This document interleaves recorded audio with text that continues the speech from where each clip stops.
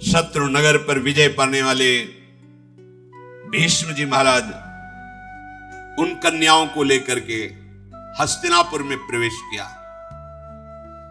काशीराज की कन्याओं को जैसे अपनी छोटी बहन को लेकर जाया जाता, ऐसे भीष्म जी लेकर गए।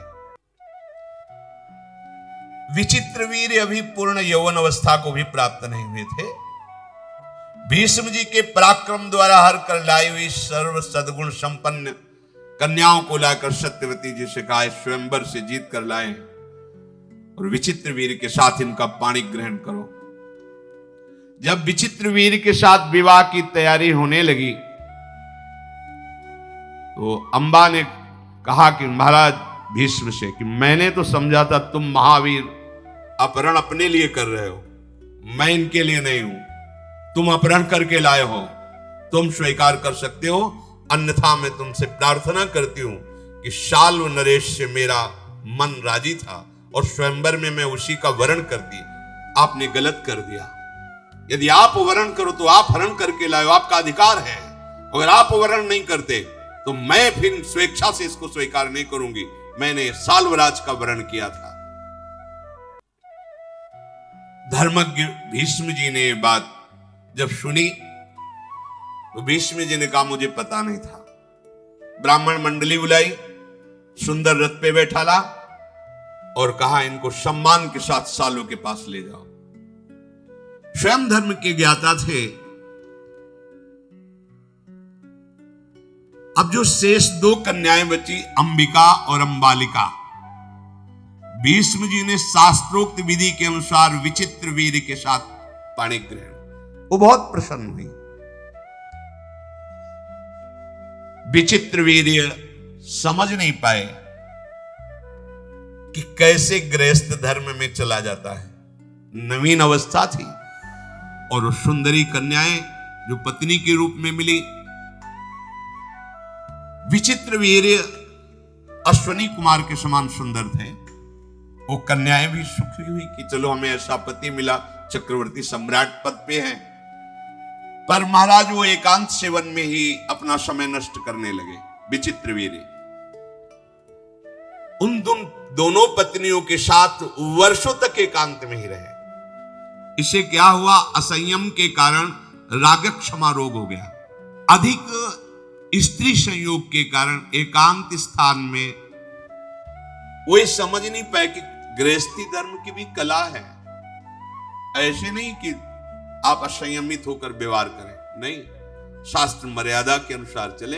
इसीलिए पहले गुरुकुल भेजा जाता था, गुरुजनों से शास्त्र स्वाध्याय कर फिर गृहस्थ में जाया जाता था। ब्रह्मचर्य जीवन है, ब्रह्मचर्य त्याग ही मृत्यु है। जो ब्रह्मचर्य का खिलवाड़ करते हैं गृहस्थ धर्म में, ऐसा नहीं कि आप जैसा चाहो वैसा बर्ताव करो, ऐसा नहीं, एक संयम है। ब्रह्मचर्य ही जीवन है और ब्रह्मचर्य नाश ही मृत्यु है। ये चक्रवर्ती सम्राट पद पर है, किसी भी तरह की कोई असुविधा नहीं। राज वैद्यों के द्वारा इनका भोजन परीक्षण करके ही भेजा जाता है। ऐसे पवित्र और सुंदर वंश में प्रकट हुए, ऐसे कामासक्त हो गए कि जिस दिन से ब्याह हुआ एकांत सेवन ही और राजक्षमा रोग उनको हो गया। अब तो बड़े विश्वसनीय वैद्यों ने पूरी चेष्टा की राजक्षमा निवारण की, पर नहीं हो पाई। देखो, एक मन अन्न पाने पर 40 किलो सब भोजन, जब 40 किलो भोजन हमारा लीवर पचाता है तो एक बार संतान उत्पन्न करने योग्य ब्रह्मचर्य पुष्ट होता है, एक बार।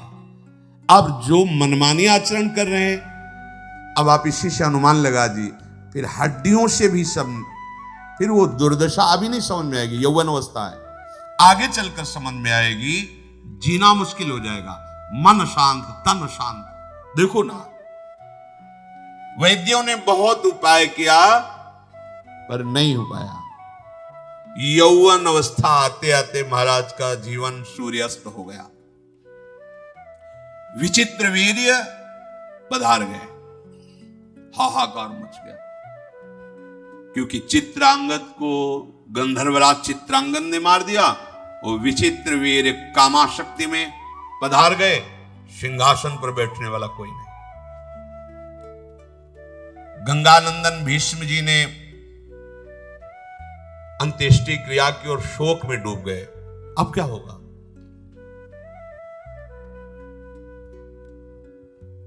सत्यवती जी भीष्म जी से कहा,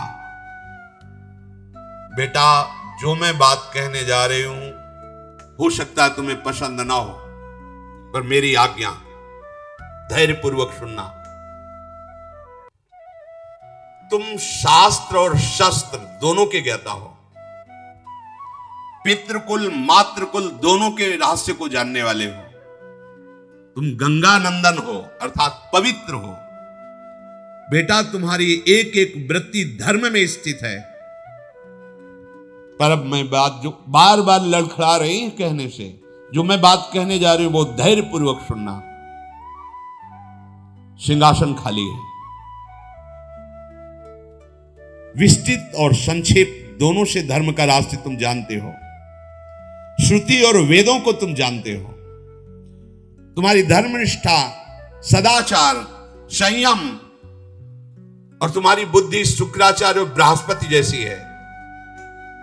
इसलिए धर्मात्माओं में श्रेष्ठ भीष्म, तुम्हें मैं जिस कार्य में लगाना चाहती हूं, कहने में संकोच हो रहा है, पर मैं आशा करती हूं मेरी आज्ञा का पालन करोगे।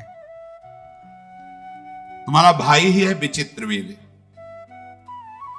छोटी अवस्था में शरीर छूट गया, कोई पुत्र नहीं हुआ।